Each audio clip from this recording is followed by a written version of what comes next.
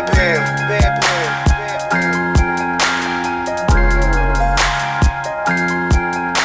La música de Harry Fry. Hey guys, it's Dan Lear, and I'm a peak performance coach who works with athletic programs and corporations across the country to help them maximize their performance in business and in sports. So first of all, I'm honored to be working with Redondo High again this year after a very successful season in 2015. You guys are blessed to be playing with a great program with some of the best coaches in the state, and I'm honored to be able to contribute towards your success. So each and every week moving forward, I'll be providing the team with a short success video in order to share success principles to help you develop that winning state of mind. Because we all know that psychology is part of the winning process. So before we get started today, let's have everybody stand up and we'll get ready for today's message. So go ahead and stand up now. Go ahead. Excellent. Some of you veterans know what we're going to do here. So we're going to do a quick exercise every time we get started. And I'm going to show you how it works, and then we can do it together. But we're going to rub our hands together, and I'm going to say yes, and then we're going to clap our hands together twice and say brothers. So it'll look something like this. Yes, brothers. So here we're going to do it 5 times in a row. Let's get our hands going. Let's go crank them up a little bit. Yes, brothers. Yes, brothers. Yes, brothers. Yes, brothers. Yes, brothers. All right, great job. Everybody have a seat, feeling great. So you've made it through Hell Week and you're in full practice mode leading up to your opener on the 26th versus Rancho Verde. So today's quick message is about 3 components necessary for a winning team, for a championship team. Number 1 is your belief. Number 2 is playing for something bigger than yourself. And number 3 is leadership. First, let's talk about belief. I'm going to dive deeper into this later. Yet for today's message, here's what's important. Here's what's important right now. To be a winning team, all of us need to believe. You've probably heard your coaches talk about buy-in. You know, we got to buy in, guys. That's a belief in the process, a belief in the system, and the philosophy of the program. I had the opportunity recently to attend the Denver Broncos training camp, actually just last week. It was their 5th live practice day.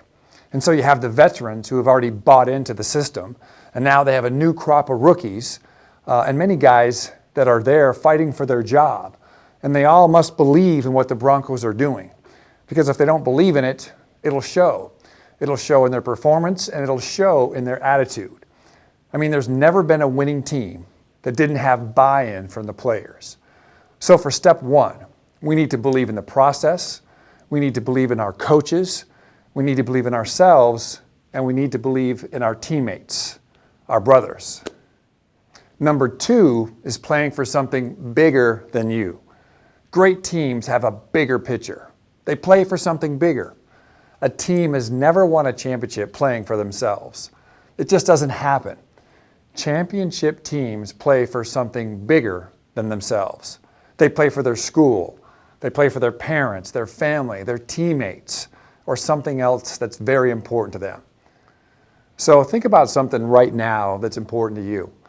It could be your identity at school. It could be the identity of your team, what legacy you want this team to leave, how you want to play for your parents. But it's got to be for something bigger, and you guys can do it. Think about what you can accomplish and what it can mean for your school, yourself, your family. You've got to play for something bigger than just you. Play for your teammates. A simple example is the Olympics are on right now. And I'm not a fan of rowing, but what I know about rowing, and I've heard from people who do row, is that they have to think about something bigger. They have to think about team, because if you're the biggest, strongest male or female, it has no impact on how good you row, because it's all about running or rowing in unison. They say that the teams that are rowing together, synchronized, are the teams that win. It's not about the strongest, the fastest, or the most athletic. So when we're launching our team this year, we got to think about big. Play for each other, play for our brothers, play for something that's bigger than us. So that brings us to number 3. And number 3 is leadership. On every championship team, there is strong leadership. And not just from the coaching staff, but leadership from the players.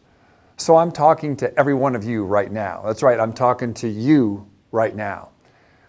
Right now is a great opportunity to step up and be a leader. And remember, not all leaders are the same. Some leaders are vocal leaders. Other leaders are more quiet leaders. And then there's some leaders who just lead by example. They work hard in every drill. They sprint to the next drill. Or maybe they encourage others during practice. The point is that you can be a leader, and now is the opportunity for you to be that leader. Be that leader that you know you can be, or even better, be the leader that you want to be. The point is that championship teams have strong leadership. They have it on their coaching staff, they have it on their offense, they have it on their defense, and they have it on their special teams. They have it in the locker room, they have it at practice, and they have it in the games. And you've probably heard the term great locker room guy. There are guys in the NFL right now that are past their prime, but teams still keep them around because of their leadership in the locker room. I mean, I'll give you a simple example in basketball. I'm a big basketball fan, and Kevin Garnett, who's been in the league forever, came out of high school, and last year he played with the Timberwolves. And he's past his prime, no question. But he's a great leader for some of these young guys that are coming in. You know, the Zach LaVines and the Karl Anthony Towns. And he's leading these guys, showing them how to be a professional, showing them how to practice, showing them how to play. And that's what a great team needs to have, is leadership. So make a decision today that you are going to be the leader that you want to be. All right, guys, in summary, number 1 is belief, number 2 is playing for something bigger, and number 3 is leadership. Those are 3 key components that we need to have, we need to develop to be a championship team. Let's get started. Let's have a great week of practice and move towards our opening game. Great job.